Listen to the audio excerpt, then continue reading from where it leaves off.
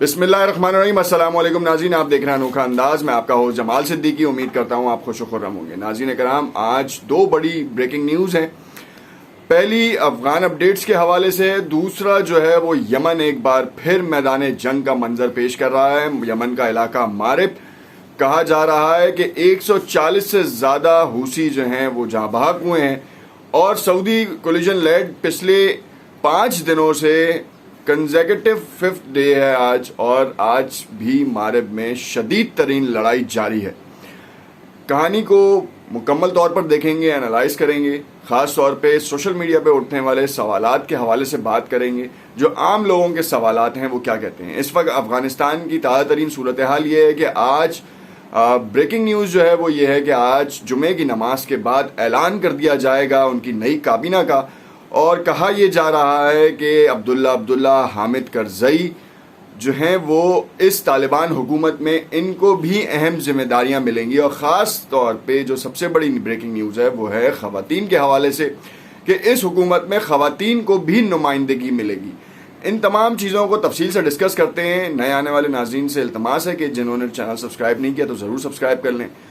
پہلی چیز جو ہم آپ کو بتانا چاہیں گے وہ ہے پنشیر کے علاقے کے حوالے سے، کہ اس وقت کل رات میں جو ہونے والی اپڈیٹ تھی اس پہ ہم نے ایک ویڈیو کی تھی جس میں آپ کو بتایا تھا کہ فہیم دستی جو کہ ترجمان ہیں ناردرن الائنس کے، انہوں نے کہا کہ 300 کے قریب طالبان کو جو ہے مار گرایا گیا ہے، اور تقریباً 290 جو ہیں وہ شدید زخمی ہیں۔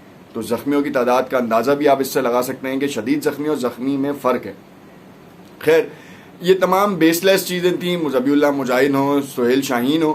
انفیکٹ انٹرنیشنل میڈیا بھی اس چیز کو رپورٹ کر رہا ہے کہ کوئی ایسی اتنی بڑی تعداد نہیں ہے، اور نہ ہی کوئی اس طریقے کا، الٹا جو کلیشز ہوئے ہیں اس میں ناردرن الائنس کو بہت زیادہ نقصان کا سامنا ہے۔ طواق تک جو ہے طالبان کی پیش قدمی ہو چکی ہے۔ کل شوتل ہم نے آپ کو بتایا تھا کہ شوتل کا ایریا جو ہے وہ سنگلاخ چٹانوں پہ محیط ہے، اس کو عبور کر لیا گیا ہے، اور باقاعدہ طور پر طالبان آگے بڑھتے جا رہے ہیں، اور اس وقت جو 3 اطراف سے جو وہ پراپرلی انگیج کر رہے ہیں اس کی فوٹیج بھی آپ کو دکھائیں گے۔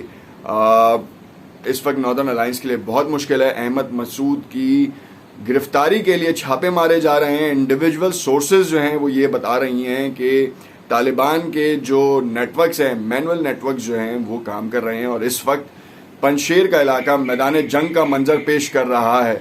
اب سینیریو یہ ہے کہ اس وقت پنشیر کے علاقے میں جو حالات ہیں اس سے کیا آج کی ہونے والی کابینہ کے اعلان کے اوپر کوئی مسئلہ درپیش آئے گا؟ ڈیفینیٹلی، کیونکہ ایک ضلع ایسا ہے جہاں پر طالبان مخالف حکومت ہے اس وقت بھی، اور اس کو کیپچر کرنے کے لیے وہ تمام تر اقدامات بروئے کار لے کر آ رہے ہیں، اور دیکھ رہے ہیں کہ حالات کہاں جا رہے ہیں، کس وقت کس طریقے سے جائے گا۔ صدارتی محل میں جو اہم اجلاس متوقع ہے اور جس میں اعلان کیا جائے گا، اور سپریم لیڈر کے طور پر بتایا جائے گا کہ ملا ہیبت اللہ کو سپریم لیڈر نامزد کرنے کی جانے کی تیاریاں ہو رہی ہیں، اور ساتھ میں ملا عبدالغنی برادر کو جو ہے افغان حکومت کا صدر بنایا جائے گا، جو کہ معاملات کو دیکھیں گے۔ اسی طریقے سے متعدد وہ رہنما جن کو جیل ہوئی، جنہوں نے صحبتیں کاٹیں، ان کو اہم ذمہ داریاں ملیں گی۔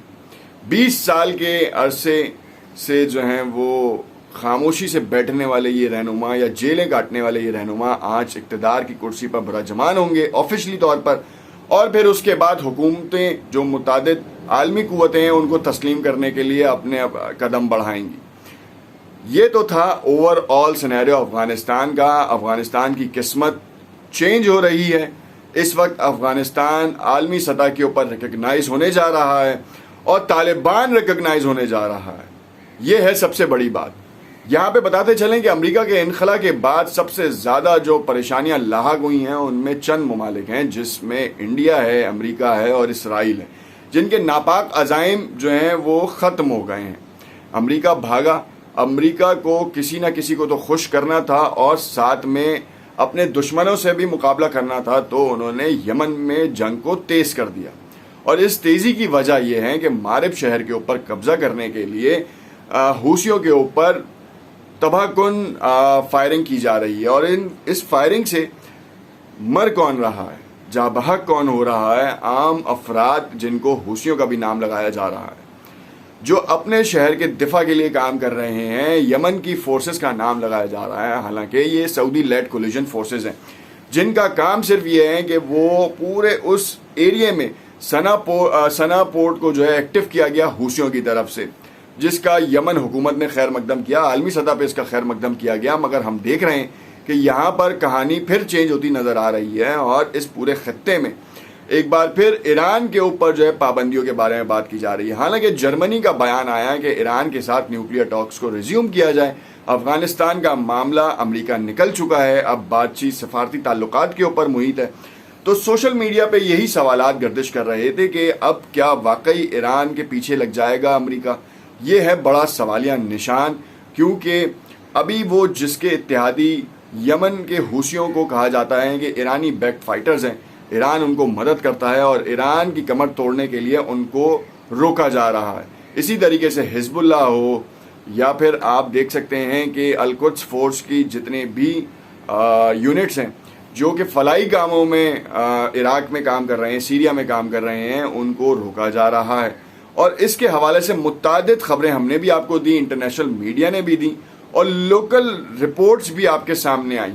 تو اس وقت یو ایس ایک جگہ سے نکلنے کے بعد اپنے ہواریوں کو خوش کرنے کے لیے یہ کام کر رہا ہے، اور ایران کی بڑھتی طاقت کو روکنے کا کام کر رہا ہے. کیونکہ طالبان اور ایران جو ماضی میں کبھی شدید ترین دشمن تھے، اس وقت بڑے دوست ہیں، اور طالبان کو متعدد مواقع کے اوپر اسٹریٹجک مدد دینے میں، اور جو آپ کہہ سکتے ہیں کمیونٹیز کی مدد دینے میں، جو آئل ٹرانزیکشن ہے وہ انہوں نے دیا، کمک پہنچائی ہے، اور جس کی وجہ سے they are eligible to fly the planes, they are eligible to run the vehicles.